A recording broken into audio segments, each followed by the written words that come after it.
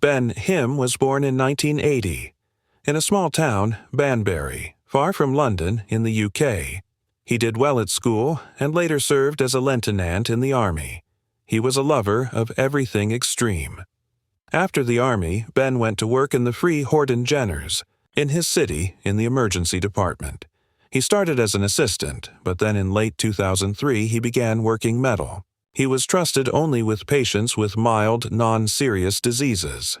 Ben found this boring and uninteresting. He wanted to work with more complex cases. Soon, strange incidents began to happen in the emergency department. 40-year-old Robert Rowanson was admitted to hospital after drinking a bottle of gin and taking painkillers.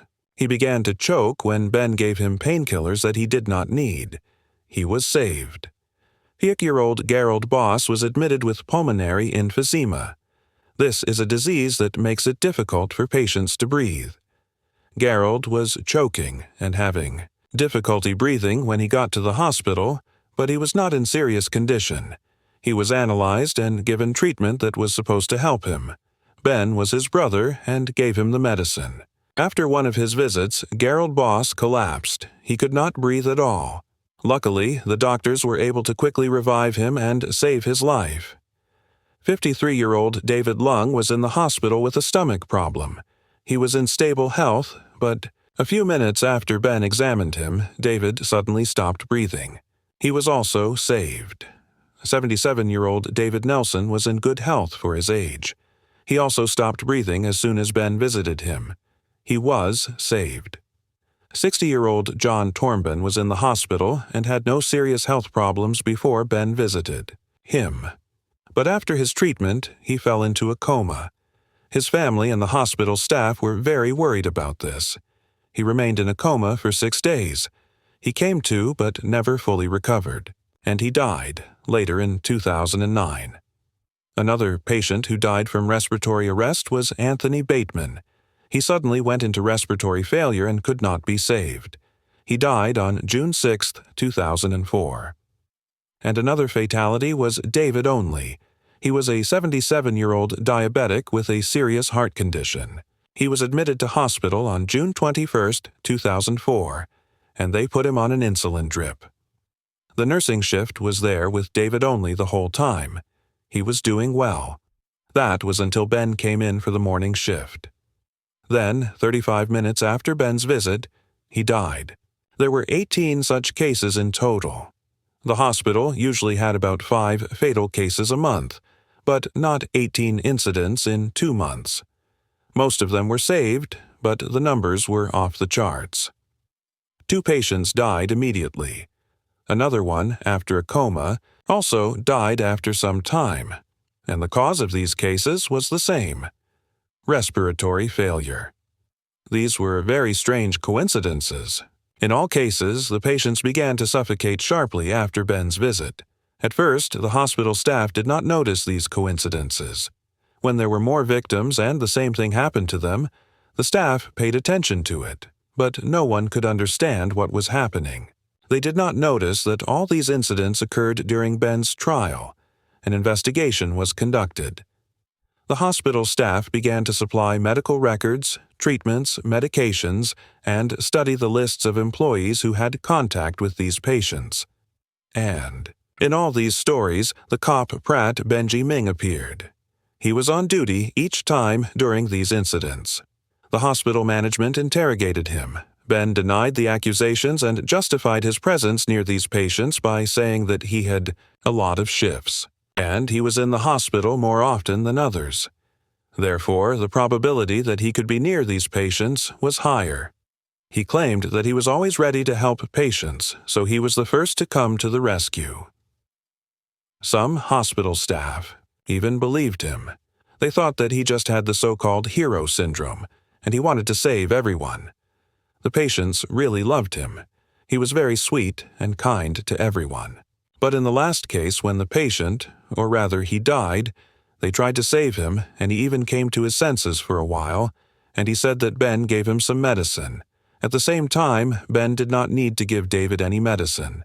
This was strange. The examination showed that Ben gave him a sedative. All the other patients who suffered from the patients confirmed that they also received some medicine from Ben, and later they felt ill. Then it became clear that Ben deliberately gave them these drugs.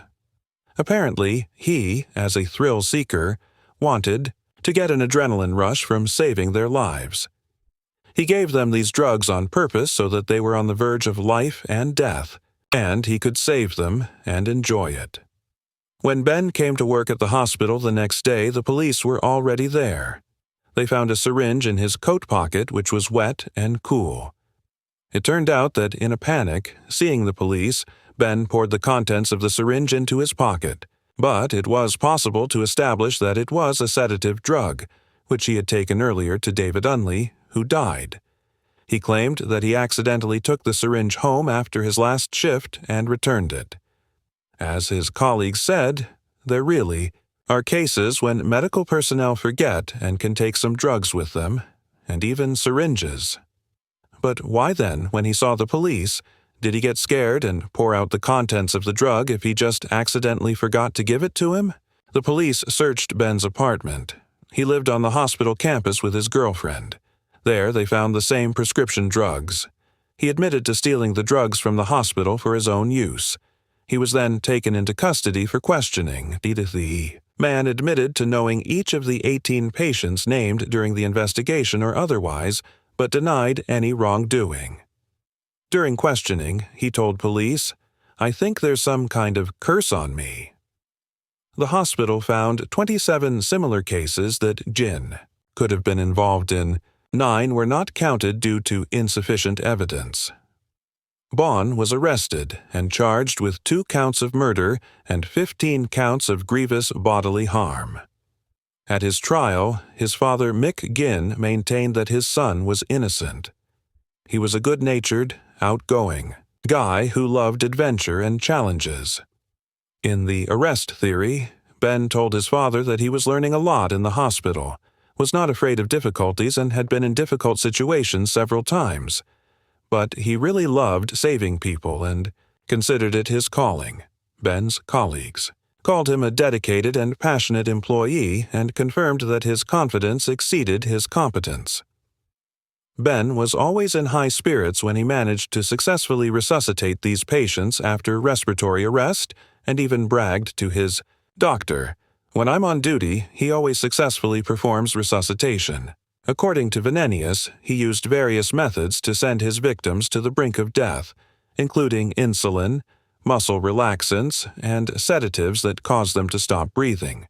He experimented with these drugs because patients were found to be taking various drugs that were not prescribed to them. The prosecution argued that such cases of respiratory arrest are extremely rare, especially without a cause. The defense argued that death and respiratory arrest can be explained by natural causes, and that Ben was the victim of a witch hunt by hospital management. The defendant claimed that he accidentally took the syringe home after a stressful shift at the mill. The team found Geen guilty. On May 10, 2006, 26-year-old Ben Geen was sentenced to 2 life sentences for murder and 8 years for assault, with the possibility of parole after 30 years. In 2009, Ben appealed, which was granted. He assembled a new team of lawyers to defend him. The defense was represented by a medical expert, Professor Tevi Tenissa. He claimed that there was insufficient statistical data to prove that 18 cases were an abnormality. The defense also called a statistical expert, Professor Jane Hutton from the University of Warwick. She said that the number of deaths was normal, and that there was no reliable statistical base for respiratory attacks, so it could not be said that this was an abnormality. In her opinion, the investigation at the hospital could have been influenced by previous attitudes towards Ben. Father Bonomic confirmed that many people at the hospital disliked Ben and may even have set him up on purpose. "Don't tell me that every time something went wrong at the hospital, Ben was often blamed for it without any reason." Another expert witness for the defense, Norman Fenton, a professor at the University of London, argued that Ben could have been the victim of what is known as an extended coincidence. Because he worked Long hours, he had more shifts than others, and accordingly, he came into contact with patients more often. An expert witness for the defense, Dr. Wendy Haskett, argued that in hospitals there is always a risk of patients dying, and that leaves two options. Either Ben was an angel of death, preying on patients at their most vulnerable, or he was the most unfortunate eunuch brother in Britain. The experts did not claim that Ben was innocent. They simply argued that the statistical evidence in this case had not been handled properly. The court disagreed with these opinions, saying that academic statistical opinion, however excellent, was not true, and it upheld the conviction. His subsequent appeals were rejected. Before this case, there was the sensational case of Harold Shibman in the UK, who received the death sentence of an enlightening doctor. It was confirmed that Harold killed 218 of his patients, and possibly more. He regularly walked around his area visiting elderly women. The doctor supposedly treated them, but in fact injected them with a lethal dose of morphine. After each murder, he took some trinket as a keepsake and sent condolences to relatives. Harold even forged wills from the dead. They get good money this way. He was arrested in 1998, and in 2000 he was sentenced to life imprisonment.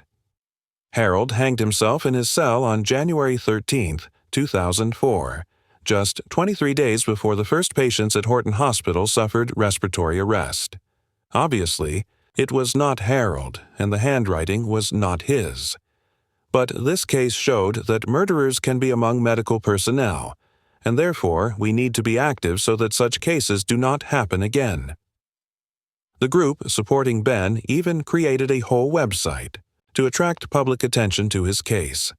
They believe that Ben was the victim of a gross miscarriage of justice and advocate for a fair trial, because there have already been precedents when the workers of Meshchinsky were wrongly judged, and later their guilt was proven. To this day, Ben is behind bars and denies all the charges brought against him. Write your opinion in the comments.